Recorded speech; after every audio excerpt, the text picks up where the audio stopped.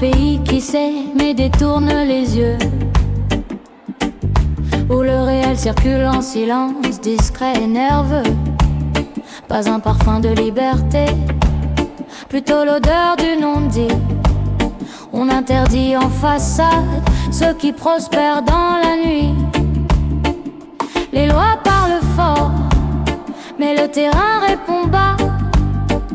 Les jeunes trouvent sans peine ce qu'on nie devant soi. Alors j'arrive sans drapeau, sans slogan flatteur, juste une question posée à hauteur d'adulte et d'heure. Le sujet est sensible, alors on évite d'y aller. On temporise, on ajoute, on préfère condamner. Pourtant le réel avance, sans attendre les discours. Les usages s'installent, qu'on le veuille ou non, chaque jour. Ni panique morale, ni marché débridé. Il faut un cadre lucide, capable d'absorber ce qui existe déjà, sans le glorifier.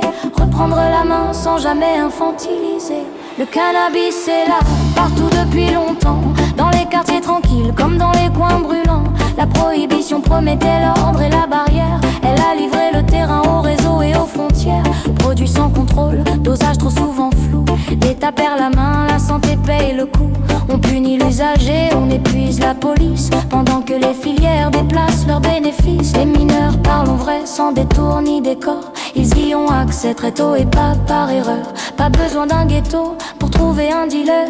L'hypocrisie traverse les classes et les quartiers. Alors la ligne est claire, affichée, assumée. Tolérance zéro pour ceux qui veulent les approcher. Légal ou clandestin, même faute, même rigueur. On protège les cerveaux en croissance sans peur.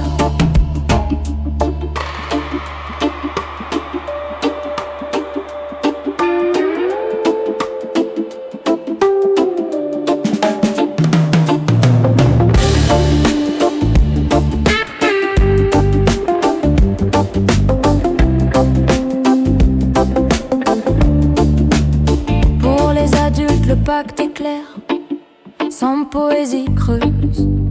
La liberté va toujours avec la part dangereuse. Chez soi, sans nuire, sans mettre autrui en jeu. Ce n'est pas un enjeu public, c'est un choix sérieux. Mais consommer et conduire, là on change de terrain. Ce n'est plus une liberté, c'est menacer des destins. Pas d'excuses bancales, pas de débat flou. La responsabilité commence quand on partage la route. La santé publique sort enfin de l'angle mort. Produits tracés, dosage clair, information d'accord. Moins d'accidents évitables, moins d'erreurs par ignorance. On ne promet pas le zéro risque, on réduit la souffrance. Quand l'usage dérape, on soigne, on accompagne, sans humilier, sans écraser les campagnes. Et quand ça soulage vraiment dans un cadre médical, ce sont les soignants qui décident, jamais les étals. Les trafics ne tombent pas par miracle ou décret, mais on coupe la rente quand l'État reprend le filet.